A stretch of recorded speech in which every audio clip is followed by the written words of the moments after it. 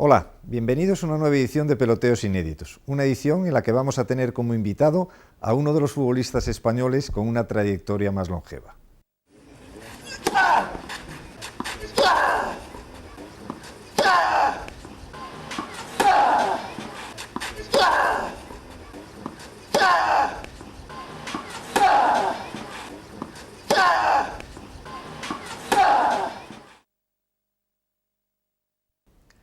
...18 temporadas consecutivas en el Real Madrid, 8 títulos de Liga, 2 Copas del Rey, 2 Copas de UEFA, 2 Champions, 48 veces internacional, una trayectoria impresionante.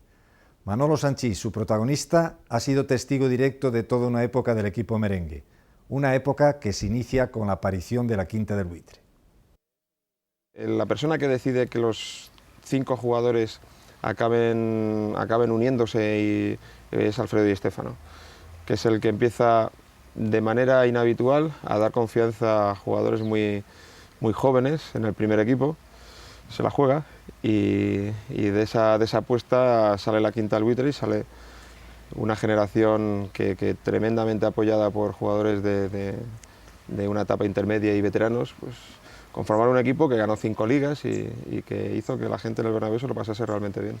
Tú debutaste de la mano precisamente de Alfredo en Murcia, me parece, en un partido Sí. que ganaste y que encima marcaste el gol, o sea que no pudiste debutar de forma Sí, mejor. ganamos 0-1, metí yo el gol y yo creo que ni el mejor de los sueños uno puede plantearse un debut más positivo que este. ¿Qué recuerdas de Alfredo Di Stéfano como entrenador? Porque Alfredo ha sido un mito en el Madrid, en el fútbol español, pero su etapa de entrenador pues no es una etapa que realmente se haya hablado demasiado de él, ¿no? Bueno, yo creo que él consiguió títulos en Valencia, creo que también estuvo entrenando en Argentina y yo cuando hablo de Alfredo, para mí es el gran personaje que ha dado al fútbol. Por supuesto que está metido dentro de la trilogía de mejores jugadores, junto con Pelé y con Maradona, pero para mí, por encima es una opinión personal, por supuesto que nadie se moleste y cada uno tenemos nuestra opinión formada por nuestras experiencias. Por encima de lo que puedan significar para el fútbol Pelé y Maradona, yo creo que Alfredo es el gran personaje del fútbol y la persona de la que más he aprendido yo a comportarme y a saber entender el mundo del fútbol junto con mi padre. Perder 2 ligas en el último partido no es habitual. Perderlas contra el mismo equipo sí es singular. Manolo nos explica su versión sobre lo acontecido en Tenerife.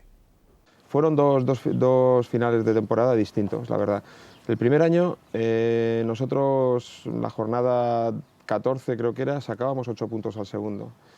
Y a partir de ahí, nosotros entramos en una curva descendente que supimos solo mantenerla más o menos hasta esa última jornada. Y en la última jornada lo que no supimos cambiar fue la dinámica. Teníamos una dinámica de equipo con problemas y ese último partido seguimos con problemas y después de ganar 0-2 que íbamos ganando, pues acabamos perdiendo 3-2 y el año siguiente fue justo lo contrario. El año siguiente íbamos de menos a más, llegamos con mucha fuerza al final de temporada. De hecho, el último partido antes de ir a Tenerife fue la vuelta de la Copa del Rey en Barcelona y remontamos allí una eliminatoria ganando 1-2, pero hubo una circunstancia que uno se agarra a cualquier cosa para justificar lo que no le sale bien, pero una circunstancia que a nosotros nos marcó y fue que el desplazamiento de Madrid a Tenerife, para intentar evitar todo lo que era el mare magnum de gente, de medios y tal, se hizo en avión privado, en 2 pequeños aviones. Y uno de los 2 aviones, que llevaba a la mitad de la expedición, la mitad del equipo, se estropeó y estuvo durante 1 hora en vuelo. Y la avería que tenía era el sistema de aire acondicionado. Tuvimos la curiosidad, yo estaba en ese avión, por eso te lo cuento, de pesarnos al bajar. Habíamos perdido 3 kilos en media hora. Tensión. No de tensión, es que llegamos a estar a 60 grados casi dentro de la cabina. Entonces, y aparte del susto, pero sobre todo fue un problema a la pérdida de kilos. Estamos hablando del día anterior a jugar el partido. Tuvimos que volver a Barajas, luego coger otro avión, llegamos cerca de la 1 de la madrugada a Tenerife, malcenamos, nos metimos a dormir y al día siguiente, a las 6 de la tarde, con el calor de las islas se castiga mucho, la mitad del equipo estaba destrozado. Y aquel día yo creo que nos ganaron porque nosotros no teníamos fuerza para hacer otra cosa. ¿Es cierto que nunca has tenido representante? Eso es cierto.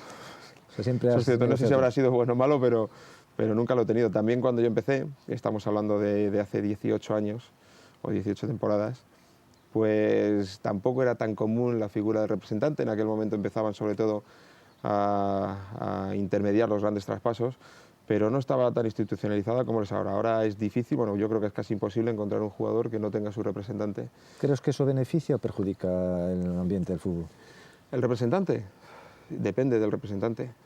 Si el representante es el tipo de representante que yo creo que debe ser, que es un representante que busque como fin el bienestar del jugador y no solo el propio, es muy posible que sea una figura muy positiva. Si en cambio tenemos un representante que lo que busca es que sus jugadores se muevan todos los años para que en cada movimiento quede un porcentaje a su favor, pues por supuesto que acabarán perjudicando al jugador y perjudicando al sistema. Manolo, tú has empezado en tu debut con Di Stéfano y has acabado con otro hombre de la casa, con Vicente del Bosque. En todo ese entreacto ha habido muchísimos entrenadores que has tenido, ¿no? Yo quería que me detallases así de forma muy sucinta las características según tu criterio de cada uno de ellos, ¿no? Por ejemplo, de Molongny. Es complicada, es una pregunta complicada. Pero todo lo sucinta que quieras y lo breve que quieras la exposición. Por ejemplo, a Molongny lo llegaste a tener, que es otro mito dentro del vestuario del Madrid, ¿no? Molongny era, en la época en que ejercía como entrenador, era una de esas personas que saben entender el fútbol tan bien que desde la parcela de entrenador lo hacen fácil. La gente decía, no, es que era un señor con estrella. No. Como decía Picasso, es un 80% de trabajo y un 20% de inspiración. Entonces, Molongny entendía muy bien al jugador, entendía muy bien al club y esa era la clave de su éxito. También, y al hilo de esto, yo quería preguntarte otra cosa, porque con la etapa de Miguel Muñoz anterior y en la misma de Molongny se decía que en el Madrid lo que había que hacer el entrenador era llevar bien a los jugadores, que realmente era el vestuario el que mandaba. Tú, que has estado muchos años dentro del vestuario del Madrid, ¿qué opinas de la fuerza que el vestuario del Madrid se decía que tenía sobre los entrenadores? No, yo lo que creo es que no hay que malinterpretar. Lo primero es que es muy manejable el vestuario del Madrid. Como es casi entelequia, pues uno dice, bueno, el vestuario del Madrid es tal o es cual, ¿no? El vestuario del Madrid es simplemente 25 jugadores, más o menos, a los que se les presupone una gran personalidad, si no sería imposible jugar en el Bernabéu ante 100.000 personas, y que buscan un objetivo común, muchas veces coincidente entre algunos de ellos, que es formar parte del once titular. A partir de ahí, cualquier cosa que digas va a ser invención, porque en toda esta gente que ha estado hablando del vestuario del Madrid, no conozco ninguno de ellos que haya estado dentro. Empiezan a decir, no, es que a mí me han contado, me han dicho. Yo lo que te digo es que el vestuario del Madrid es un vestuario normal, atendiendo a las circunstancias de jugadores con mucha personalidad, y que tienen mucha presión y que casi todos están acostumbrados a un gran nivel o a estar funcionando dentro de un nivel muy alto en el fútbol. Pero eso de que manejábamos entrenadores, de que dirigía eso, yo por lo menos no lo he vivido, llevo 18 años. Había días que me presentaba en la ciudad deportiva y me decían, oye, que dice la prensa que os habéis reunido no sé cuántos y que habéis decidido tal. Y digo, joder, si yo ayer estuve en casa, pues bueno, pues tienes que aguantar. Son esas cosas que el mundo del periodismo, del mal periodismo, pues a veces tiene. Tú siempre has sido una persona que te ha costado estar mucho en los medios de comunicación, es decir, que nunca le has dado demasiada cancha a los medios de comunicación, ¿no? ¿Qué opinas sobre todos los medios de comunicación que rodean el ambiente futbolístico? Pues que hay de todo, como botica. Hay gente que realmente le encanta su profesión y la quiere hacer, y la hace bien. Y hay otros, menos, que encima de hacer esto, de hacer su profesión y hacerla bien y que le encante, tienen ética, ¿eh? Y luego pues hay gente que, como en mi profesión y como en todas, que no se para ante nada para conseguir abrirse hueco y acaban haciendo daño al ambiente, acaban haciendo daño incluso personal a la gente. Es un mundo complicado, muy complicado, del que yo he intentado tener las ideas claras, mantener siempre una postura para que nadie se llevase ningún equívoco conmigo. Y eso me ha hecho ser bastante hosco muchas veces. ¿Te has sentido respetado de todas formas en tu forma de ser en eso? Sí, en la mayoría de las ocasiones sí, quitando algunos casos en que esto no ha ocurrido, pero cada uno sabrá lo que hace. La mayoría de las veces he encontrado el mismo respeto que yo he ofrecido, lo he encontrado de vuelta. Siguiendo con los entrenadores, Ben Hacker. Ben Hacker es uno de los entrenadores. Yo siempre había pensado que el entrenador en su sitio, más teniendo un entrenador en casa, y yo en el otro. Y con Ben Hacker es con el primero que empiezo a tener una relación de más acercamiento. Él a mí me llamaba su sueco, ¿Así? que era su sueco porque decía que era un tío muy frío y tuvimos muy buena relación. Jorge Valdano. Jorge Valdano coincidió en lo que yo considero la etapa en la que mejor y más bien me lo he pasado y he jugado al fútbol. Encima quedamos campeones de liga y aunque luego me he ido desarrollando en algunas facetas de mi juego, mi plenitud yo creo que estuvo en aquella temporada. Benito Floro. Un tipo fantástico. Además, él venía de entrar al Albacete con su equipo. Fue una de las primeras personas que intentó introducir la figura complicada del psicólogo dentro del mundo del fútbol, y con el que mantuve y sigo manteniendo una gran relación y del que aprendí bastante. Sí. La figura del psicólogo en el tema del deporte en general de competición es una cosa que en todos los simposios se habla como un avance que el deporte de alta competición necesita. Se ha hablado mucho de que es muy difícil ser psicólogo en el mundo del fútbol si no has sido futbolista o si no conoces bien el tema del fútbol. ¿Tú qué opinas? ¿Que tiene que ser el propio entrenador o que realmente un psicólogo para aguantar la presión de la alta competición sería necesario? Yo creo que el psicólogo a lo largo de una temporada puede ser una herramienta más de trabajo, pero siempre que el psicólogo cumpla con las condiciones que necesita por lo menos un equipo de fútbol, si no es contraproducente. Nosotros tuvimos 2 etapas de los 2 años de Floro en las que participaron 2 psicólogos distintos. El primero era un señor, un gran psicólogo que venía de la universidad, pero no estaba familiarizado con el mundo del fútbol y fueron todo problemas. La segunda etapa vino Emilio Lamparero, que era el psicólogo del equipo Maya de ciclismo, del Albacete, un psicólogo fantástico, y yo creo que ese tipo de psicólogo ya adaptado a la dinámica de un equipo deportivo sí que es positivo. Radomir Antic. Pues llegó en una etapa dificilísima.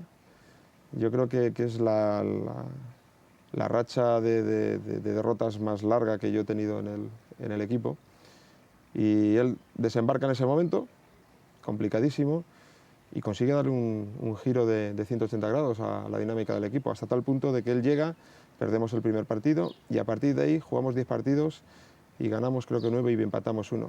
Acaba la temporada, empieza la siguiente y de los 13 primeros ganamos 12 y empatamos 1. O sea, aquello fue una racha impresionante. Luego las cosas se torcieron y él como entrenador ya ha ido a otros equipos, pero a mí me sorprendió la capacidad que tuvo en aquel momento para cambiar una dinámica de perdedor a dinámica de ganador. John Tosax es un hombre con el que a ti se te ha siempre dicho algo de polémica en la primera etapa. Sí, nosotros en la primera etapa tuvimos algunos momentos complicados. Él tuvo un primer año en que nos salió al equipo todo muy bien. La segunda temporada las cosas se pusieron más complicadas. Yo era uno de los jugadores pues en aquel momento que más tiempo llevaba en la plantilla y pues, la relación en el vestuario se complicó un poquillo, incluso pues él no acabó la temporada en ese año, hubo cambio de entrenador, se enrareció mucho la temporada y nuestra relación pues tuvo sus altibajos. ¿Y en la segunda etapa? En la segunda etapa conseguimos, yo creo que con un poco más de seni, como dicen los catalanes, por ambas partes conseguimos mantener una relación mucho más cordial. Hugh Heykins. Una persona a la que le tengo mucho cariño. Él hizo posible uno de mis grandes sueños, que era la 7ª Copa Europa. Además, fue con uno de los entrenadores, junto con Jorge Valdano, con los que yo ya empiezo a tener una relación directa. Ya empiezo a acercarme a la persona que hay detrás del entrenador, y te hace, por un lado, compartir todos sus momentos buenos y por otro apoyarle en los que no son tan buenos. Vicente del Bosque, una gran sorpresa para el gran público, aunque no tanto para los que le conocen. Yo creo que Vicente tiene muchísimas cualidades, tiene principalmente la cualidad de la sensatez. En este mundo la sensatez es escasísima y él es muy sensato, además es muy buena persona. Y cada vez que actúa en ruedas de prensa, con un jugador, con una alineación o con un movimiento desde el banquillo, pues lo hace con total humildad y sensatez.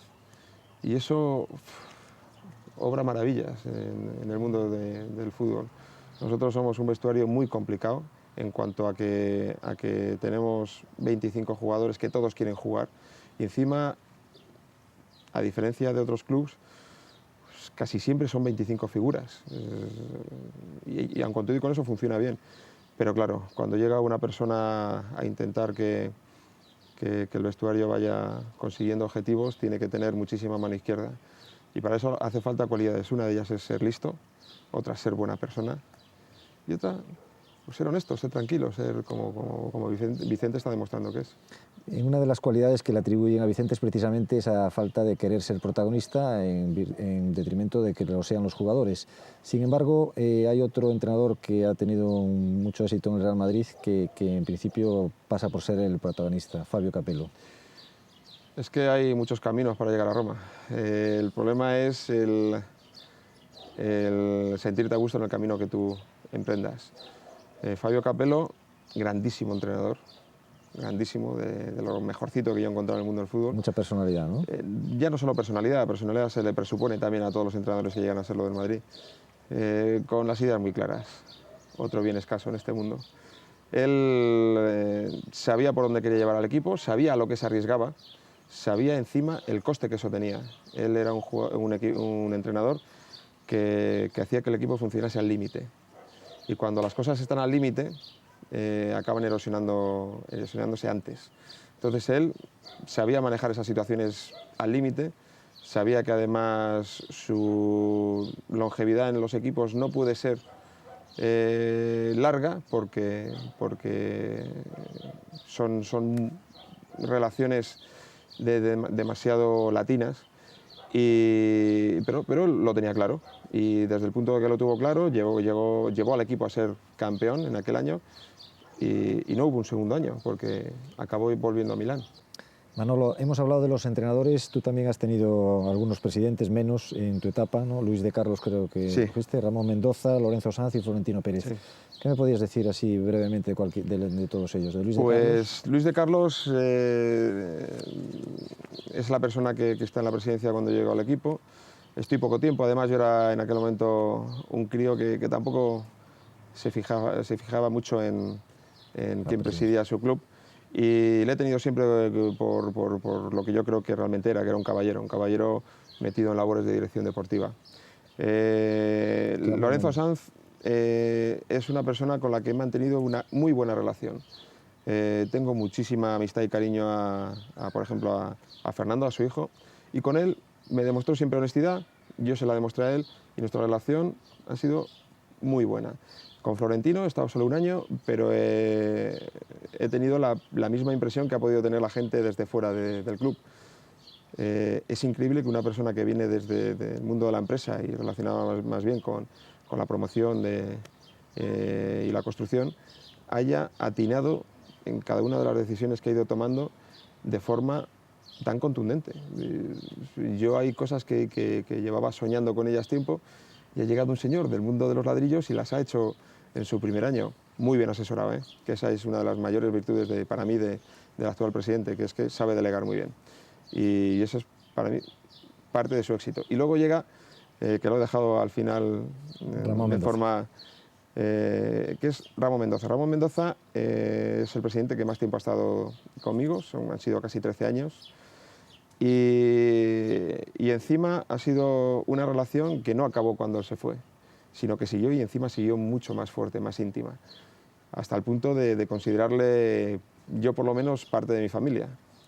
Y desde ese punto de vista, lo único que puedo hablar de él es que era interesantísimo de conocer, con unas vivencias que te dejaban con la boca abierta y con un cariño para su gente para el que yo solo tengo palabras de agradecimiento. Era un hombre que tenía muchísimo trato con la plantilla, ¿no? Con los jugadores, ¿no? Sí, él le gustaba sentirse joven y ese formar casi como el componente número 26 del grupo era una de las cosas de las que más le hacía disfrutar, teniendo en cuenta que los presidentes del club han sido presidentes muy consolidados en el mundo empresarial. Pues hay veces que estas pequeñas cosas a las que nosotros estamos acostumbrados les hacen sentir muy a gusto. Manolo, tú eres un hombre que has estudiado, ¿no? Te has licenciado en empresariales. Sí. Entonces, ¿no? Tú has hablado ahora de Florentino, que viene del mundo de la empresa.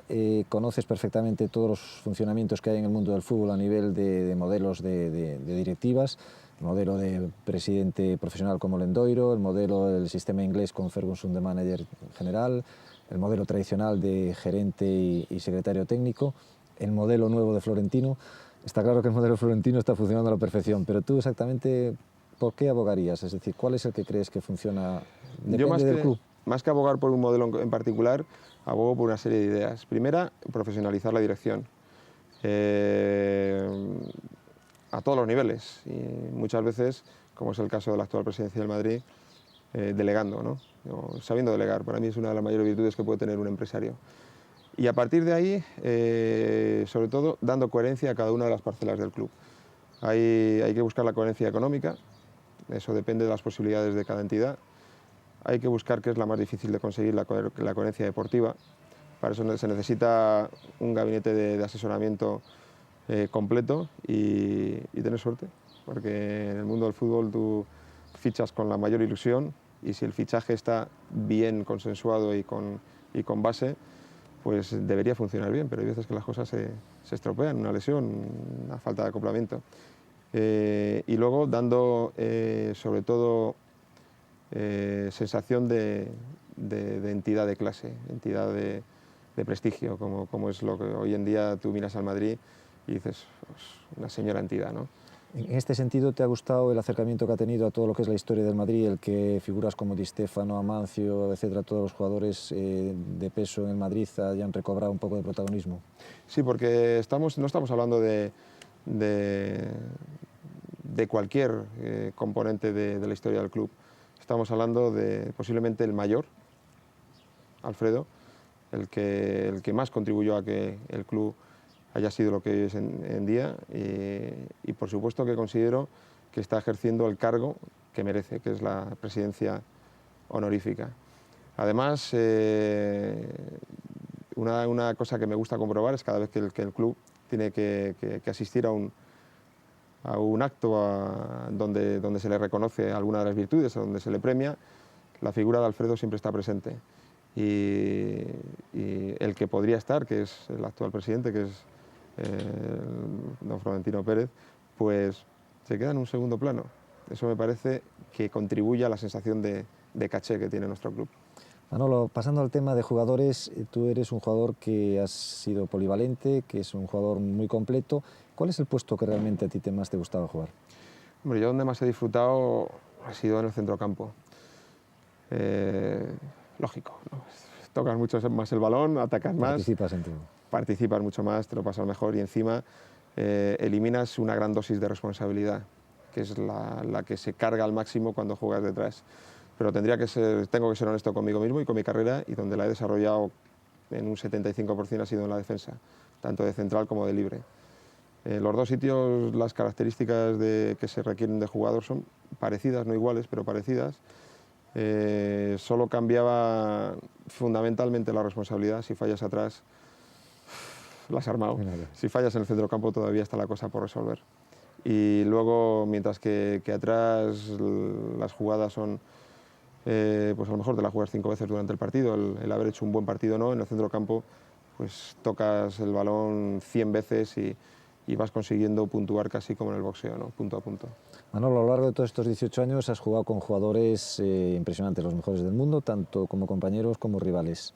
¿Qué jugadores destacarías más de todos los que más te han impresionado como rivales, por ejemplo? Sin duda hay dos que los considero los grandes cracks de la época en la que yo he jugado al fútbol, que han sido Maradona, el número 1 como jugador, y Marco Van Basten, el número 2. Entonces, luego ha habido jugadores que han sido grandísimos jugadores, pero por encima de todos ellos han estado estos dos. Tú has ganado más de 20 títulos importantes con el Real Madrid. Si te pregunto cuál te ha hecho más ilusión, probablemente me digas que las Copas de Europa, ¿no? Te diría el que conseguí el 20 de mayo del 98. ¿Tenía rivalidad con tu padre a la hora de ver realmente quién tenía más títulos de campeón de Europa? No, aquello pues como hoy, por ejemplo, estamos en verano, bajo este sol fantástico de Galicia, y esto da pues a tener tertulias, ¿no? Y con mi padre las tenía en Valencia.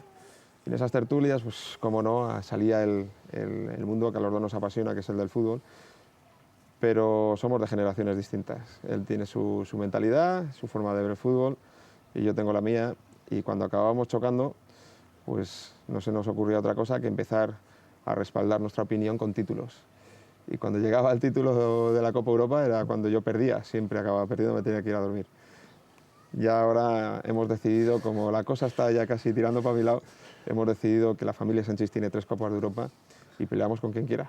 Tú has compatibilizado bien los estudios con el fútbol. ¿Te ha sido difícil?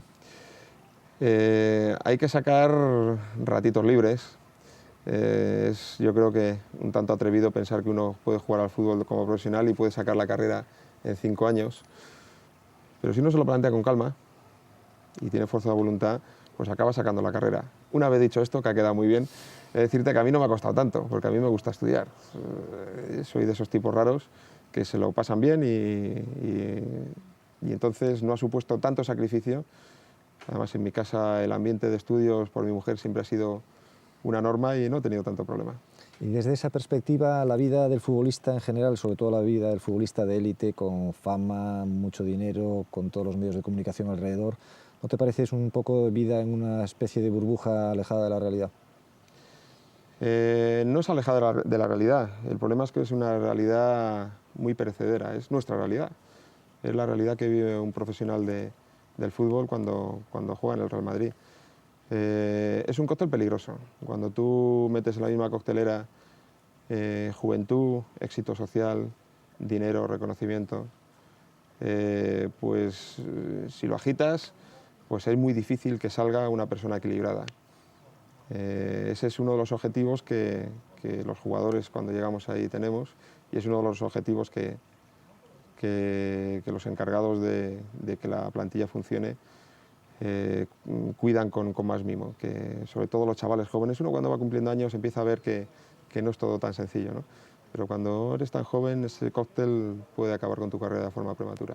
Manolo, en una etapa ahora en que hay tantos jugadores que están jugando con la edad que tienes tú y superior en primera división, ¿te ha sido difícil tomar la decisión de retirarte en este justo momento? Lo digo porque jugadores como Alfredo, como todos los grandes monstruos del Madrid, todo eso, les ha sido difícil retirarse y realmente reconocer que les había llegado el momento. Te he de empezar contestando que creo que he tenido muchísima suerte en mi retirada. Muchísima suerte por varios motivos. Primero, porque he tomado la decisión y el club me ha respaldado en todo momento. Eso ya pues, te hace ser un privilegiado. Muy difícil que la vida te deje tomar esta decisión. Y luego he tenido la gran suerte de haberla podido madurar y haber llegado a ella convencido. A ti no es de los que, como decía Genaro, a Santillana al día siguiente retirarse en la cafetería donde tomaba siempre café le servían de forma distinta, decía anecdóticamente, pero la verdad es que es un golpe. Es un golpe. Va a ocurrir porque te rodeas, durante tu etapa de jugador, te rodeas de todo tipo de gente. Y hay un porcentaje, yo espero que en mi caso el mínimo posible, que están contigo y el día que ya no eres, como es mi caso, que ya no soy, pues te dan la espalda. Pero a mí que me la den lo antes posible, porque no compensa perder tiempo con ese tipo de gente. Pero por ahora lo que estoy comprobando es que las personas que yo considero mis amigos, desde el momento en que supieron, que fueron los primeros en saber todos ellos, que me iba a retirar, pues lo que estoy recibiendo es cariño. Yo estuve a punto de no retirarme para seguir recibiendo cariño. Uno se acostumbra al mimo. Recién acabada su trayectoria como futbolista, queríamos saber si Manolo pensaba seguir en el mundo del fútbol como entrenador. Yo siempre he dicho que no me veo como entrenador ni con nada relacionado con la profesión de campo, como puede ser secretario técnico, segundo entrenador, ojeador, no. y por 2 o 3 condiciones que me faltan. No sirvo, primero y fundamental, a partir de aquí ya no tendríamos que seguir hablando. Segunda, conozco lo que es un entrenador a través de mi padre y no me gusta. No me gusta, he vivido como jugador y creo que he vivido la etapa más preciosa que se puede vivir relacionada con el mundo del fútbol. Y al principio vi que la de entrenador no era tanto y abandoné la posibilidad. Y tercero, pues tengo compañeros que a lo largo de estos años les he visto que su personalidad y su forma de entender el fútbol iban más encaminada que la mía a ejercer como profesionales en este campo. Y esto ha sido todo por hoy. Gracias por su atención y hasta el próximo capítulo.